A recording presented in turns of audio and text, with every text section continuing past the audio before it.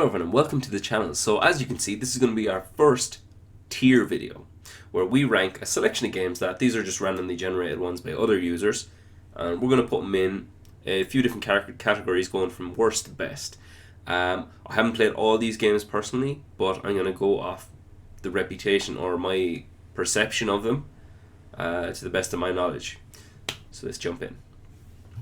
Right, the first one, an iconic game. Grand Theft Auto 5. You can't not put it in the best. It is just, it's been out years. It's on 3 different generations of consoles. It's iconic. What more can you say? God of War. We're going to put it into excellent. That's the original God of War. I much prefer the concept of the new style, the new re-release, the God of War. I don't know if it's a remake, but it's and the new series. So yeah, we're gonna leave that one in excellent. Excellent is spelled wrong on this list. I didn't make this list, but it's spelled wrong. Next one, Red Dead Undead Nightmares. Now I have not played this game, but I'm gonna slap it in good. Just because it is a DLC, it's a very good add-on, but add-ons for me, they need to be very, very special to rank any higher. And Undead Nightmares seemed like a lot of fun, but not enough for me to warrant it any higher on this list. The next one, Minecraft. Now, when I was younger, obviously I hated it. When I got older, I enjoyed it, and now I just tolerate it. There is a lot of stuff you can do in it, but I've found that I just don't have the time it takes to create all these amazing worlds. Like, people who enjoy labouring away at games and all, who have the time to do that, they'll probably rate this game as one of the best, but for me, I'm going to have to slap it into good, just because for what you put into it, the output can be pretty poor. Next game. I am flying through these because there is a good few in them. Detroit Become Human, a game that had a lot of promise, an absolute lot of promise. It follows the style of Heavy Rain, and what was that other one? What was the other one? It starred Ellen Page. Oh god, I can't recall. Anyway, I was so pumped for it. There was a few things that killed it for me. Was the loading times and the chapters. Some of the chapters were very, very poor. It has to be said, very, very poor. So, regardless, I'm going to put it in good because it is the best game of that style, and that style of game is really hard to make because you have to cover every different pathway and make it just as interesting as the others, if not even more interesting, to give replayability. Again, nowadays I don't have time to go back and play over all these kind of games, so I always pick my route as canon. I always try to stick with what would actually happen, but it doesn't always work out. Until Dawn, that was the other one I'm thinking of, that style of game. Until Dawn is definitely the best example of that style of game. The pathways you have are a lot more linear compared to Detroit Become Human, but Until Dawn hits the nail on the head. Next one, again, Grand Theft Auto San Andreas. Stick it up in the best. San Andreas, you'll never ever have more joy as a kid coming across the co-op button and realising you can play with 2 people in free roam. My god, that was so much fun. And the fact that Samuel Jackson plays the antagonist, like, of all people, and Shawn Ryder is in it as a cameo with Danny Dyer, if I'm not mistaken. Fantastic game, fantastic. The Witcher 3, a game that I've struggled with so much. It's so much hard work. I'm going to put it into, I almost put it into excellent there. It is the best of the best. In my opinion, the way I play it, I don't get as much as you can out of the game. So I'll probably only rank around excellent, but the impact it's had, the world-renowned fandom, the adoring nature fans have to this game, just it has to be the best of the best. And it's produced a pretty badass TV show as well. And if there was a 4th one, like, it's one of the only series where I go, yeah, definitely I get it. Need for Speed, bad. The Crew, bad. Genuinely, because for me, a game where you're just driving around in a car, what is the fucking point? I know James is different. He pumped fucking hundreds into some game. I just don't see the point. I just don't see the point of car games at all. Do you know what I like? On the PSP, the Need for Speed Carbon, was it? It's one of those type of games. I enjoyed because you, on the go, you can pick it up, you drive around in a little PSP. It was good. I would not buy a home console driving game. I just don't see the point. Overwatch, bad. Just because it follows the same recipe as every battle royale style game nowadays, or kind of team deathmatch game. I just find it so shallow. I know the characters have backstories and all, but when I look at the game, I genuinely just have no interest in getting to know it at all. Usually with games that I wouldn't play myself, I like to explore to get a feel of it. Like I never played the God of War series until the new one came out, but I knew all about it because I did some research before the fourth one was even announced, just to kind of get some appreciation for that franchise. And then I went back and started having a rummage around in the old ones as well. So there's some games where I just can't tolerate them. Hitman, the new series of Hitman, which is a game that I have on Xbox Gold, but my Xbox Gold is locked currently because it needs to be paid for. Apparently it's very, very good, so I'm going to stick it in. Well, no, we'll put it in excellent because the Hitman series has been struggling for a long time and they really hit the nail on the head in this one, apparently. Battlefield V. Bad, for a specific reason. Battlefield 1, when it came out, was the co-op game of my life. Online multiplayer in Battlefield 1 was so, so good. And then when Battlefield V dropped, they overcomplicated it by trying to make it more than it needed to be. One of my friends got it, and he was just dying for the rest of us to get it. But I was watching him playing. They just overcomplicated it. Like, what I like about the old style war games is a sense of realism. I don't want to be worrying about fucking emotes and shit like that. And I believe Battlefield V even introduced that kind of crap, and I have no interest. Like, if we were talking about Battlefield 1, you're talking about excellent for me, or at least good. But Battlefield V, from what I've seen, just bad.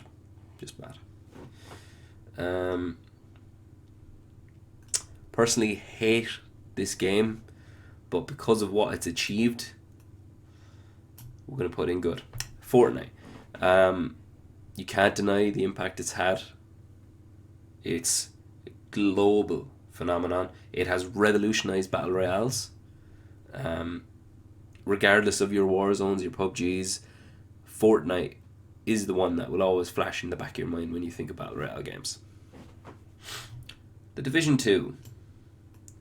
Bad. Just because the Tom Clancy games are they're struggling lately. Wildlands was good if you play it for the first 6 hours, but then it just becomes monotonous, and I find that a lot with these style of games. I don't like it when a game developer gives me this open world and drops me in and kind of just says, right, the end mark is about 20 hours away. You work away and find your own way there. I like a carrot on a stick. I like a few cutscenes in between. I like interesting missions. When I see on a map that, like, let's say 3 waypoints where there's a mission on each of them, I know, right, until I get those 3 missions done, I'm really not going to get any story development done, because you obviously have to finish all 3 missions before a serious development can happen in the plot. And that bugs me, because the likes of these games, they have missions all over the place. Now, The Division might be different, but I'm just going off the basis of the reception The Division has got in its entirety, which has been very, very poor. Here's a game now. Here's a game now that I don't think it's worth the time of day. Sea of Thieves. My little brother plays it. He loves it. He pumps money into this thing whenever he can. I don't understand it at all. A game that was released with nothing inside and is now getting DLCs to fill it with monotonous, pointless crap missions. Just no. It's just the problem nowadays where we're just pumping out games that have a cool look about it with nothing inside, absolutely no filling. Lego Marvel Superheroes 2, I'm going to stick that in bad as well, for a specific reason. The first Lego Marvel Superheroes felt like a true combination of all the Marvel characters. We got everything. We got the X-Men, we got the Avengers, we got everyone. This one feels to me, I know this is why they did it. They were like, right, get the rest of them in, all the extended universe characters. And I felt it was just over pushed. And the humor in Lego games is generally pretty good, but I found in Superheroes 2 it's just so cheesy. It's just too much for me. I know it's a child's game, but I was trying to look at it through the goggles of a child. I just couldn't. Here we go. I'm gonna stick this one in good. Lego Batman 2. One of the first Lego games that introduced voice acting. It was done really, really well. One problem I had with it is you don't unlock the entirety of the Justice League until the end of the game, but it's not Lego Justice League, so we can forgive that. Good game, great, good, interesting story. Can't really fault it. Just because of its reputation, Halo has gone up the top. Never once played a Halo game, but I'm reassured that when it came out, it was the absolute business. Another one going straight into best of the best, Star Wars Battlefront 2. An iconic game released in 2005 by LucasArts, rest in peace. Just iconic, absolutely iconic. You could play this game for hours with a friend, against a friend, by yourself. You could play, what I used to do was jumping into the Mos Eisley Cantina area, playing as heroes versus villains, where you get to run around as Anakin, any kind of Jedi, Sith Lord, basically any of the leaders, beating the ever-loving piss out of each other, which was so much fun. You used to set the score up as high as it could, keep going, and that's why it gets on that spot. And another one for the best of the best. No, it's not actually. It's going in good. Metal Gear Solid 2. I love the Metal Gear series. Metal Gear Solid 2 is only good for me because it, again, overcomplicated the already overcomplicated formula of Metal Gear Solid. It's a tough one because it's still a good game, but when you wedge it in between Metal Gear Solid 1 and Metal Gear Solid Snake Eater, really, out of them, it's the weakest. So it's going in good, but even so, I'm going to put it at the top of good just because it deserves to be there. Same with the 3, actually. We're not going to do this for all of them, those ones in particular. The next one, I tried so hard to love it. It's just going in good. Arkham Knight, where Rocksteady stumbled over the finish line.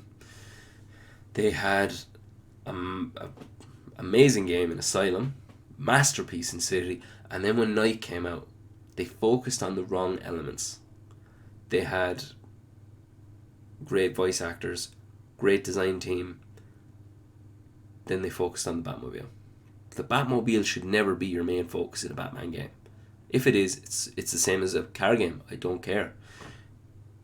The focus on the Batmobile in this kills it for me because they pipe in the Batmobile as many times as they can to get the worth out of having spent so much time working on it.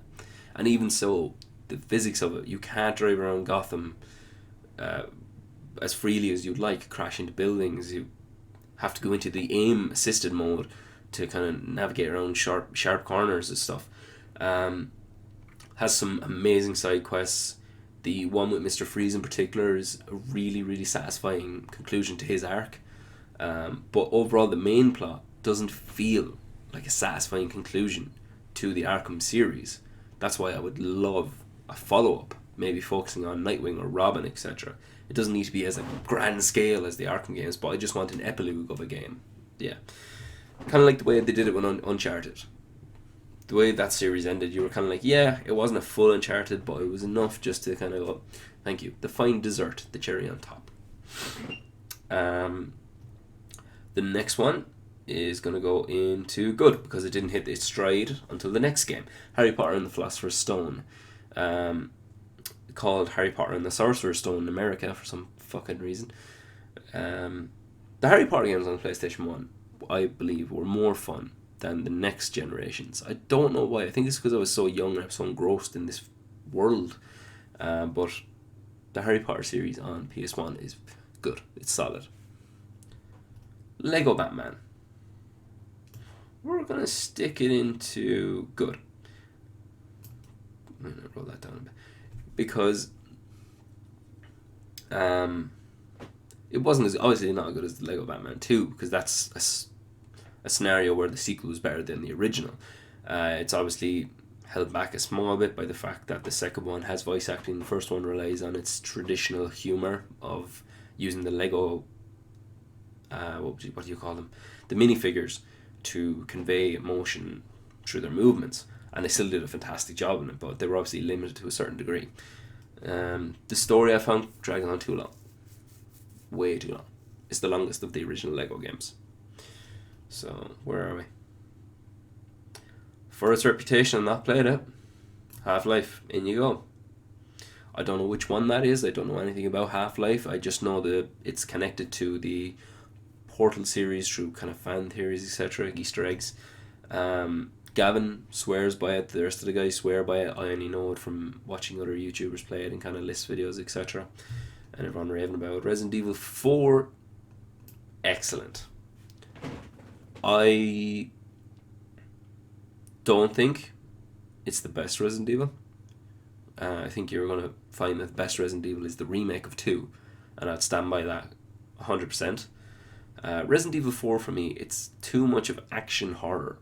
Resident Evil is not supposed to be action horror, although they did a great job with 4. 4 is like, it's like watching if Indiana Jones was in Resident Evil kind of a thing.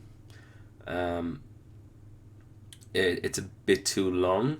Leon is a super cool character in it, obviously, but he's kind of the only character in it that is worth paying attention for. Ada briefly appears up. The antagonists, like the main group you're fighting, like I just didn't care for them at all. Like I'd no connection to them, whereas like Umbrella, the big shady organization, yeah. These were just kind of like it felt like, like a Bourne movie where there's just some unnamed organization he's going up against in like that latest one. Like no one really remembers them, which I thought harmed it some way. Anyway, moving on. This one can go into excellent. Grand Theft Auto Vice City, just because I've played it recently, and I know I should be looking at it through the glasses I wore. Well, I wasn't wearing glasses back then, but I should be looking at it through the eyes I did when I was younger. But even then, I knew it was being hindered by its time of release, and by that I mean there's things that they wanted to do it, obviously, that they just weren't able to do at the time. For instance, some of the houses are too choppy and blocky. The character movements are a bit poor, but overall amazing cameos, good game, nice colour. Love the colour in this game. Some games just cannot do colour well at all. This game does it perfectly. Infinite Warfare.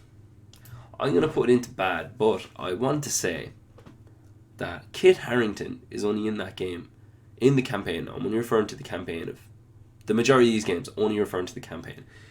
Infinite Warfare's campaign is essentially a suicide mission the whole way through. That's all they're trying to take down your fucking throat, which annoyed the shit out of me because it was foreshadowing to the point where you knew exactly what was going to happen, you knew exactly who was going to die next, you knew there was no way out for your team, and if you didn't know, you weren't paying attention at all. So what the fuck are you doing? It's not as if Call of Duty have tough campaigns to follow. Infinite Warfare, Kit Harington as the main antagonist. What's his name? No, I was going to say Iden Versio. That's the woman from the DICE's version of Battlefront 2. Anyway, Kit Harington in Infinite Warfare, I found that his portrayal was the best thing about the game, even though he's only in it for a handful of moments. Maybe that's biased because I'm such a huge Game of Thrones fan. Maybe I am, but it was one of the strengths of the game. So that's a little tip of the hat to... Well, overall, what's a bad game? Jeez, I'm moving the screen. Resident Evil Outbreak. Very bad. Did not like it. Did not like the concept at all. What else is there? Max Payne. I'm going to put in good. I've not played that one personally, but I've watched it on YouTube, and Yeah, it is good. Battlefield Bad Company, put it in good as well. Another solid game. Rainbow Siege, for me, bad. I'm going to zoom out here. Apologies. The reason I'm putting Rainbow Siege bad in it is because it's a game that's lacking serious content. Like, I know the whole objective of the game is to like breach houses, take down squad teams, but like when I was younger, those were side missions, those were mini games, like not full games. And the size of that game to install is ridiculous. You're more than welcome to whinge at me in the comments and prove me wrong, but my opinion is that anyone who spent a head of money on that game, y'all are suckers. I'm being very cynical, I'm sorry, but that's my list. Sekiro. For me, I'm going to stick in bad. The reason being is that with Darren being such a Dark Souls fan, whatnot, I've learned to kind of appreciate the art of the Soulsborne games.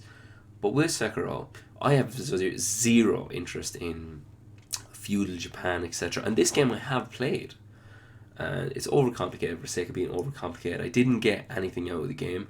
And with these games, you really have to pay attention to the lore and the backstory to really appreciate them. I just don't have the time. I don't have the effort. This game is not for me. Like I said, this list is all for about me and my personal reflection on these games. Now, if I wanted to go off the fan base, I would have slapped up into good, but for that game in particular, I just couldn't. Borderlands. Now, this is Borderlands 1. I'm going to put in good. I don't think it found its footing until 2.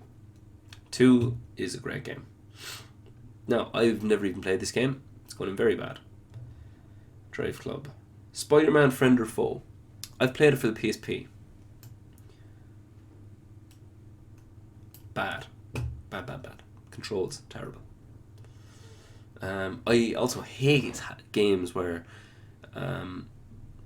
you're just put into a linear map, like a barely even 3D map, and you're told to run from this point to the other point and kill every enemy in each room as you go.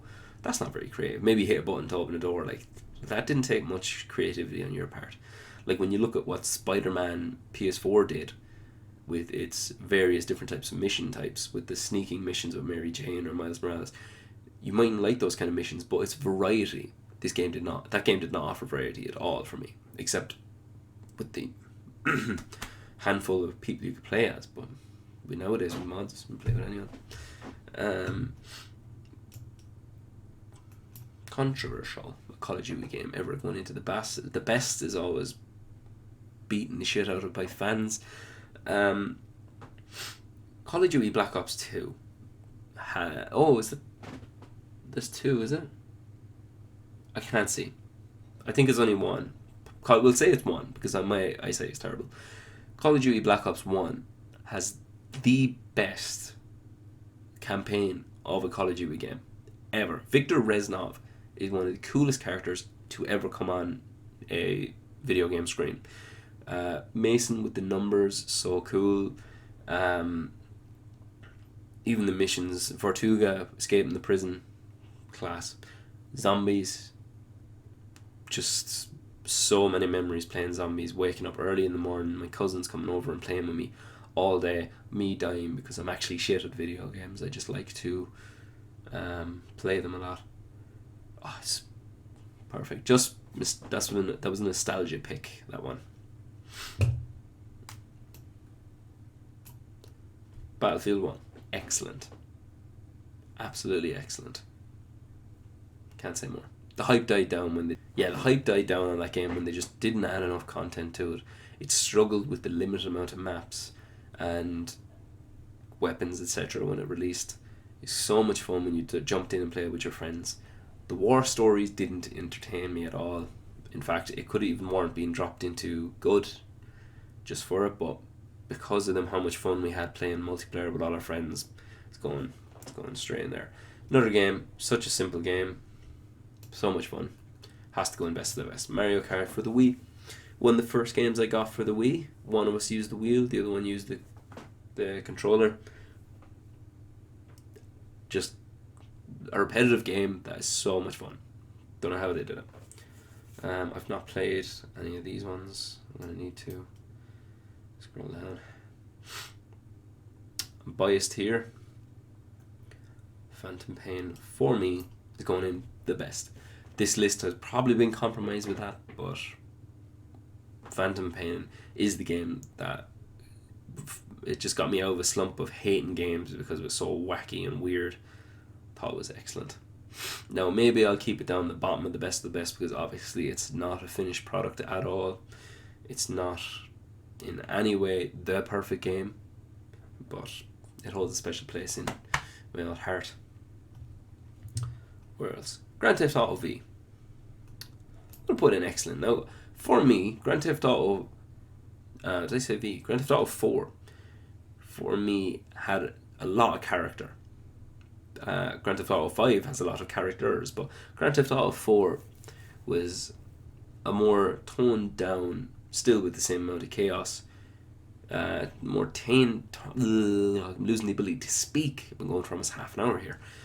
Grand Theft Auto V is a more toned down version of Grand Theft Auto with less explosion and whatnot, but still the same kind of anarchy and chaos, and I really, really like that. I like the idea of trying to almost live a normal life in this chaotic world. So yeah, Niko Bellic goes into excellent. Fucking hell. I'm very sick.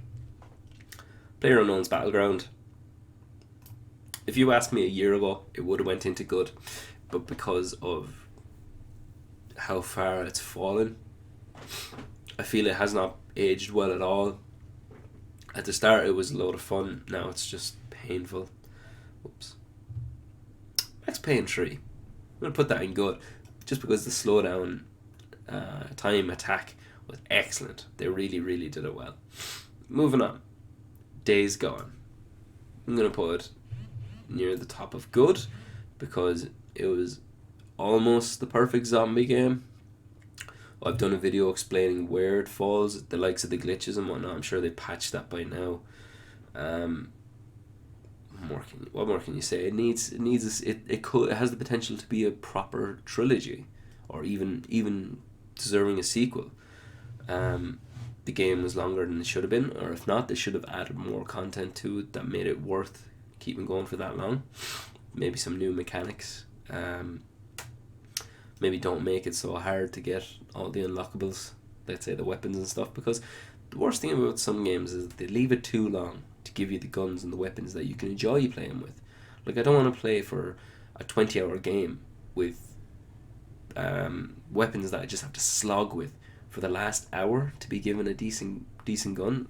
Like, and I found that happened a bit here. I know it's all, you can do the side missions yourself as you do, and I did, but they didn't become available until you reach certain points in the game, and I slogged through that game. Now we're in the business of talking about serious games.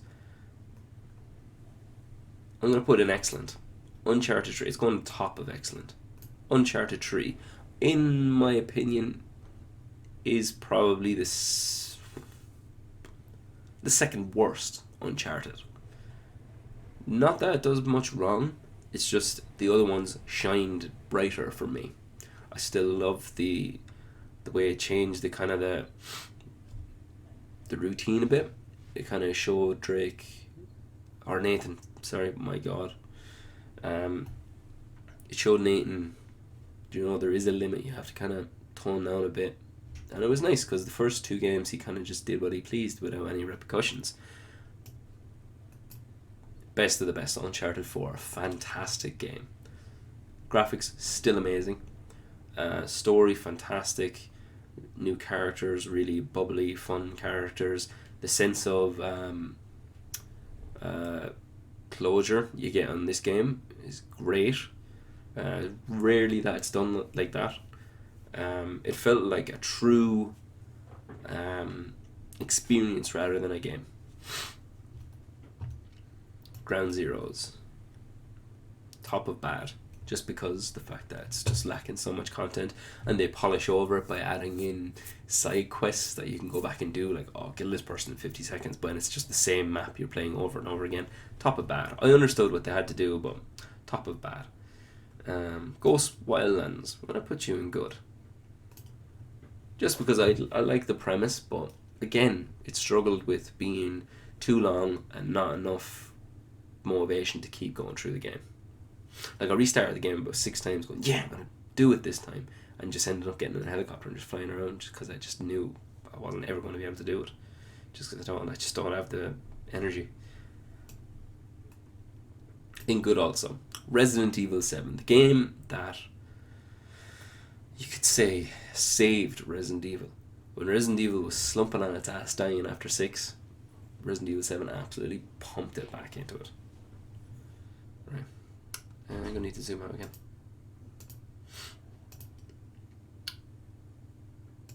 What is that? Shadow of the Tomb Raider. Bad. Very bad. Not going to give a reason why. Best of the best. Portal 2. So much fun. Amazing characters. Subtle. Love it. Modern Warfare 2. Sticking it good. Red Dead Redemption 2. Excellent. Behind Uncharted, please. Thank you. Oh my god, there's like so many games left on this list. I'm actually just going to leave it there. Right, we'll do another one soon. This was actually like a lot of fun. You let me know what you thought. What game selections are absolutely scandalous? And what ones do you agree with? Thank you so much for watching. This is my first time doing this, so the editing is probably a bit choppy on it, but I'll work on it. Thank you very much, and we will see you again.